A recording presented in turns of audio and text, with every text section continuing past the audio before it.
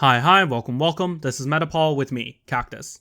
Today on the show, we're going to be going over a lot of the stories of the past week that all focus on some aspect or another of public relations and of the importance of trust. This is slightly different from some of the deep dives that I've been going through with the past few episodes, but obviously, there are only a finite number of fundamentals to explore, and it's also very important to actually apply those fundamentals to the various news stories that we see in the day. Nevertheless, you're still going to get the type of deep, long-term analysis that I like to do with all of my episodes. The only difference is that they're going to be applied to certain things that still do demonstrate a lot of those long-term effects behind every single news story.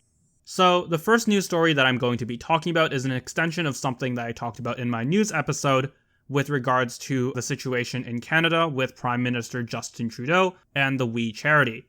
So a recap for those who either don't remember or didn't listen to that episode, Wii Charity gave speaking fees to various members of Trudeau's family, all but one of which occurred after Trudeau became Prime Minister, and then later on, Trudeau gave a volunteer contract to the Wii Charity that was worth almost $1 billion.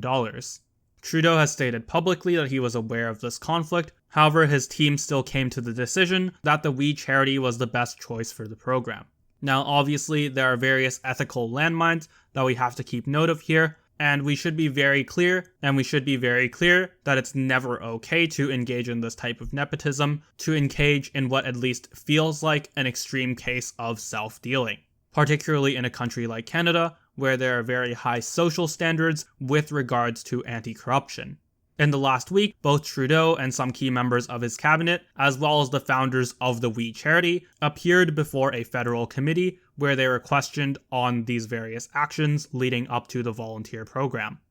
While the content of those hearings mostly just reaffirmed things that were already reported on by various news sources confirming them to be true, what may be more noticeable is the things that this actually reveals with regards to the Canadian political system. The first major problem with the coverage of this hearing is the whataboutism that goes on, particularly with some MPs or members of parliament from the Liberal Party, that's the party of Justin Trudeau. Now, whataboutism is a strategy where they essentially respond to any attack or any criticism by claiming, either falsely or not, that it's something that the other party engages in as well. Of course, we have to be able to use a fine comb to actually think of these accusations and go through whether they're true or not. However, many media sources, trying to be fair, often picks up this line even when it's inaccurate. This is true with this particular scandal. Many defenders of the Liberal Party try to accuse Stephen Harper, the previous Prime Minister of Canada, of engaging in similar scandals. While Harper did have various scandals and criticisms, we have to be able to judge the scale of various instances of corruption. All of this is publicly available information, and I'm just going to summarize it here. The main accusations against Harper's government was various personal finance problems with members of his cabinet and not Harper himself, where essentially these cabinet members took excess government money to pay for travel or to pay for other personal expenses. Now, this is a serious cabinet breach, and to my knowledge at least, all of those cabinet members were fired and possibly punished by the Ethics Committee. The only notable thing that was actually drawn to Stephen Harper himself was the violation of advertising limits. This means that he started campaigning either too early or by spending more money than was actually allowed in certain areas of advertising. Canada actually has very strict campaign finance laws, and this is just part of the culture of anti-corruption in Canada. Of course, these things absolutely should be enforced. They are definitely a negative indicator of what Stephen Harper has done, and they should be condemned and should be reported on. However, to compare this with the allegations against Trudeau, particularly the most recent ones, we do have to be able to understand things with the idea of scale, and we do have to be able to compare that to literally having family members receive payment and then granting a volunteer contract to the same company that gave your family payments. These are two very different things, and it's very easy for a layperson to actually come to the conclusion when they're given this information themselves. Of course, the main problem here is that the media doesn't actually go in depth into these accusations, either due to time issues or just due to ignorance, and all of this nuance is left out. Now, moving forward, we have to consider two very important things, one with regards to government standards and anti-corruption, and two with regards to journalism. The first thing is that we have to be willing to criticize those who we otherwise support, those who we may have policy agreements with, but nonetheless, we should not be accepting of these standards no matter what party you're part of. The other thing that's important to keep note of is that you can't simply draw a comparison between two things, especially if you don't elaborate on the details.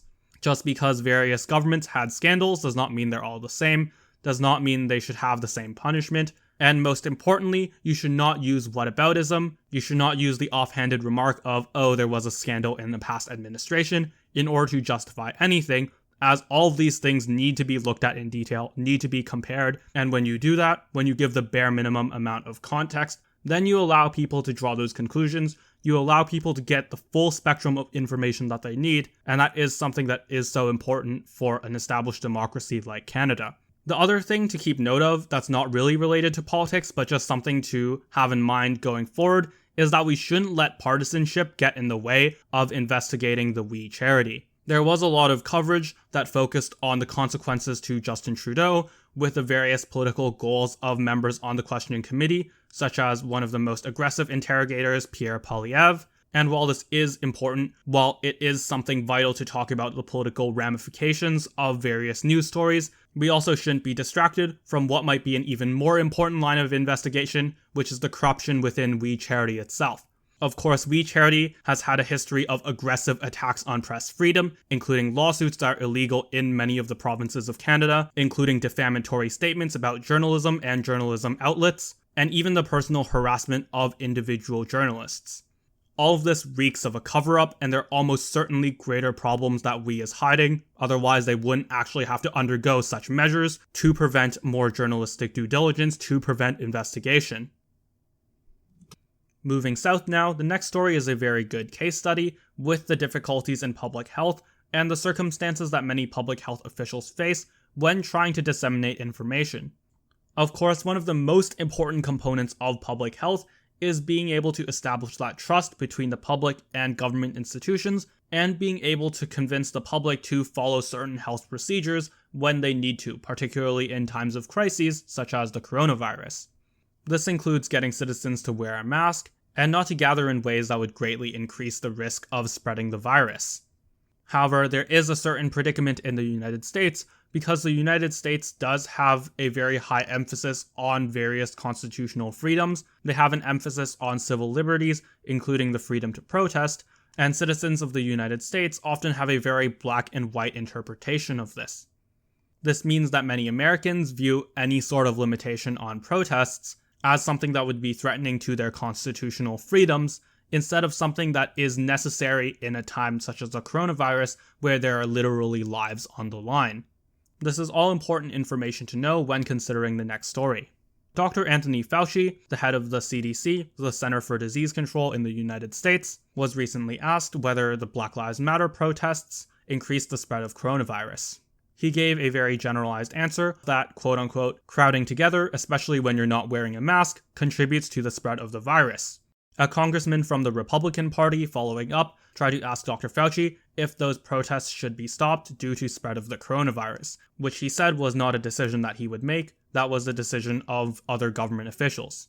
Of course, it is a scientific fact that gathering in large crowds, such as in those Black Lives Matter protests, does increase the risk of spreading the coronavirus. And if possible, various other measures, including social distancing, wearing a mask, and making sure those protests stay outdoors, are incredibly important actions that have to be taken in order to control the spread of the virus. However, the reason a public health official, such as Dr. Fauci, cannot simply denounce those protests is that governments don't actually have the power to stop it. And if you give the appearance of a contradiction, if we say that we should stop the protests and they're not stopped, then citizens would be less likely to follow some of the other important health procedures that they need to in order to decrease the spread of the virus, including going to restaurants, going to businesses, etc. Because you can actually get more people to comply with those measures, it is something that absolutely should be undertaken. I'm sure that if public health officials were able to wave a magic wand, stop the protests, for at least for the duration of the coronavirus, then they absolutely would do it if they were focused on stopping the spread. it is such an important case in looking at the ramifications, especially when dealing with public relations, because as I said before, you need to establish that consistency, you need to establish that trust between the citizen and the government institutions, and when you promise to crack down on protests, particularly in an area such as the United States, which cannot actually be executed by the government, then that would actually create greater problems than what Anthony Fauci is trying to approach with now, where he simply says that while that does spread the coronavirus, that it's not actually in his control. Now, this does open things up to a broader conversation about the United States as a whole, however. As I talked about before, the US does have a more toxic political system and media system, and because of this, many Americans think of political issues in a very black and white way. This is epitomized by the slippery slope argument, which essentially argues that if a step is taken in one specific political direction, that eventually that'll lead to one more step in that direction, and that this will eventually result in an extreme outcome. This is why many Americans oppose stay-at-home orders or oppose restrictions on protests, because they believe that any step in order to restrict those things would result in the gradual erosion and complete loss of their personal freedoms. As I talked about before, this is a completely fallacious argument. There's been political steps and actions taken by the government in many of these situations and in many different countries that does not result in the ultimate erosion of freedoms. There, of course, needs to be context taken. Obviously, you're in a pandemic, and there has to be restrictions in order to keep people safe. Every other developed country in the world understands this, and many Americans understand it as well. However, it is an element in the American culture to make these fallacious slippery slope arguments that ultimately derail many productive solutions. One such solution is to enforce a mask mandate at protests. This means that if you show up to protest and you're not wearing a mask, then you'll be sent home. But as long as you do wear a mask, you're essentially free to do whatever you want as long as you're not breaking a law.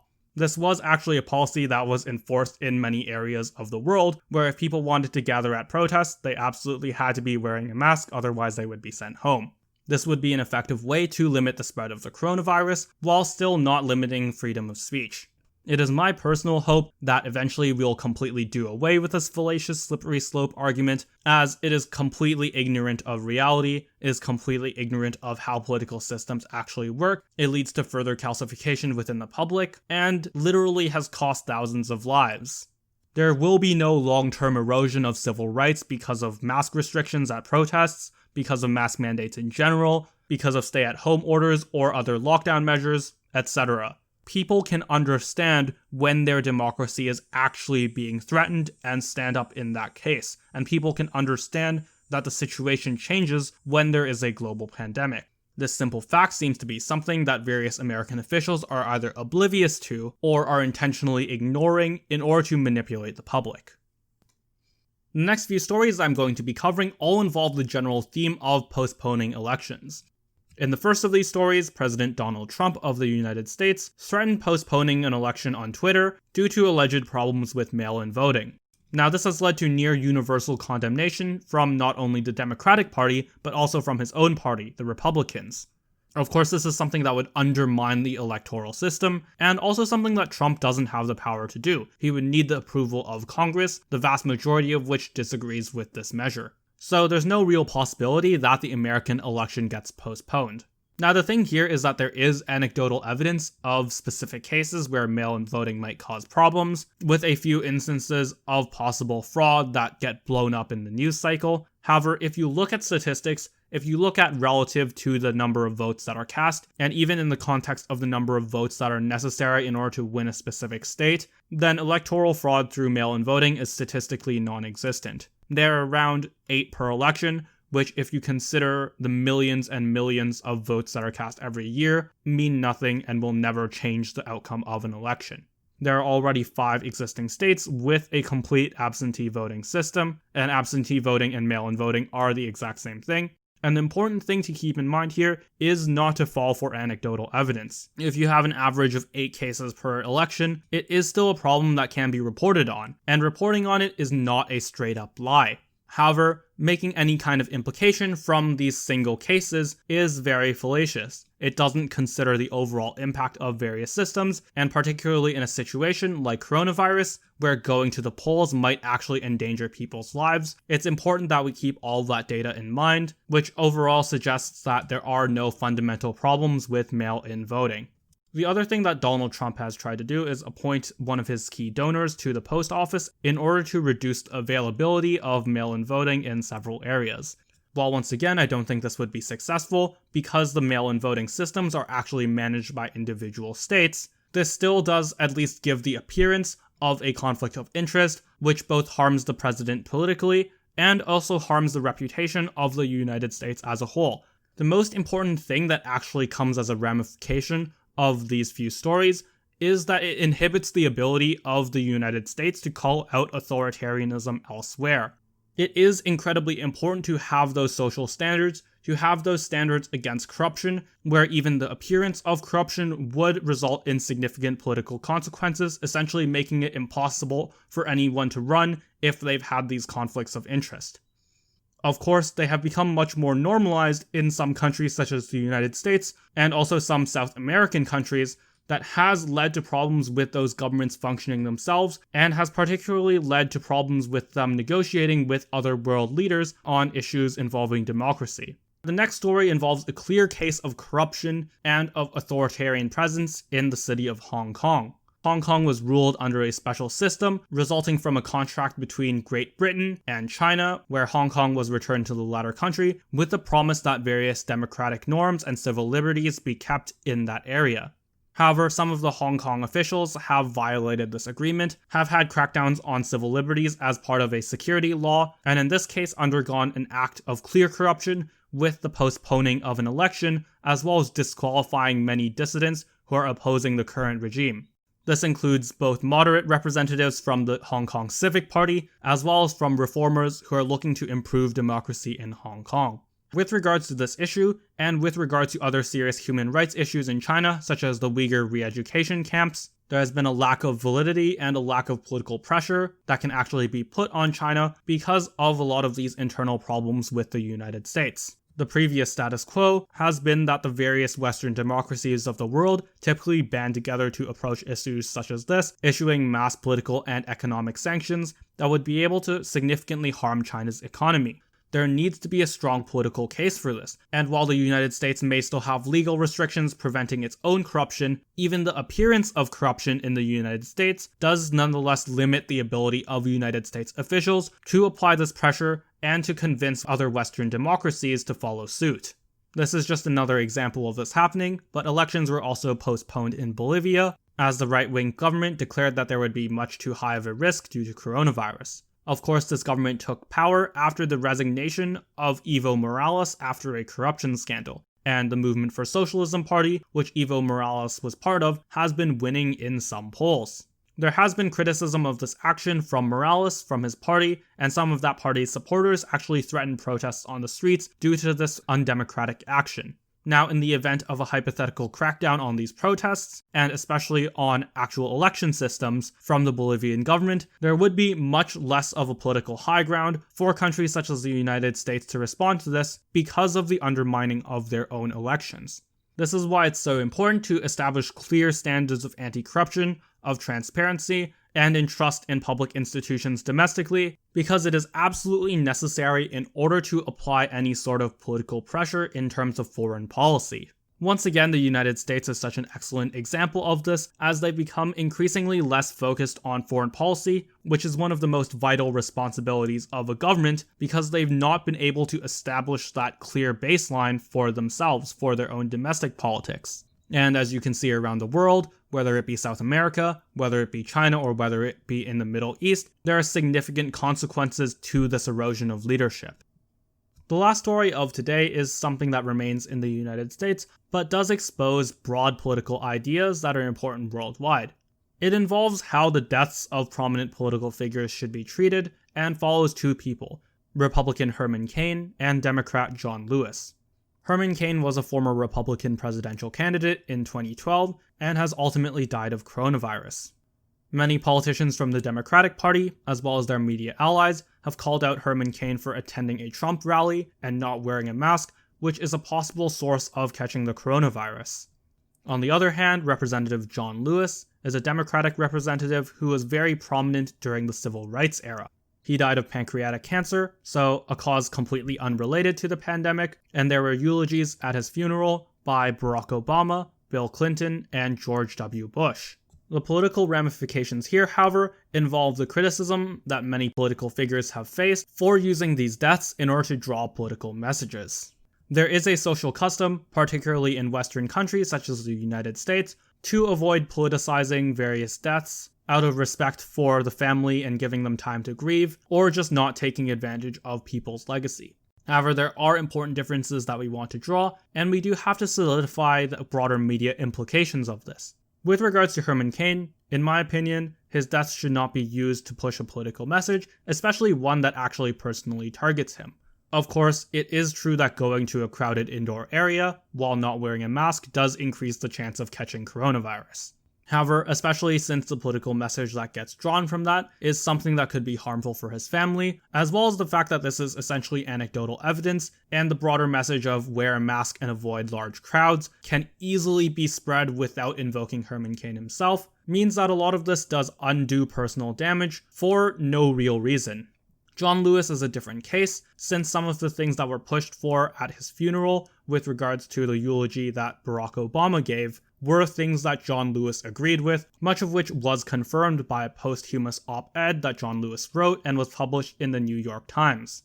Particularly if there was consent from the family of John Lewis, then continuing to push the same messages that he fought for would not be something that would be necessarily a negative thing. However, the broader problem here is the need to use these pivotal, emotionally charged moments in order to create change in politics.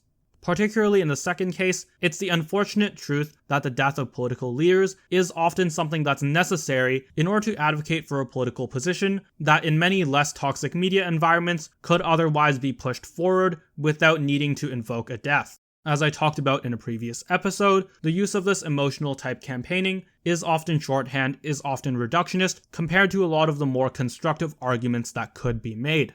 This is once again a case of not having enough media oxygen, of having a media ecosystem that is resistant to fact-based argumentation, and that greatly prefers these more anecdotal arguments for a given policy or a political view. In short, given the world we live in, particularly for politicians in the United States, I don't think it's necessarily taboo to use the death of a prominent civil rights figure in order to push for some legislation that he was also in favor of. However, the goal that we should all be aspiring to is to create a media infrastructure where this is not necessary, where the frame of politics is taken from a constructive standpoint, where those solutions and the outcomes of those solutions are carefully studied and explained, and where we don't need to use these deeply personal moments in order to get the attention we need to promote some of those more logical policies.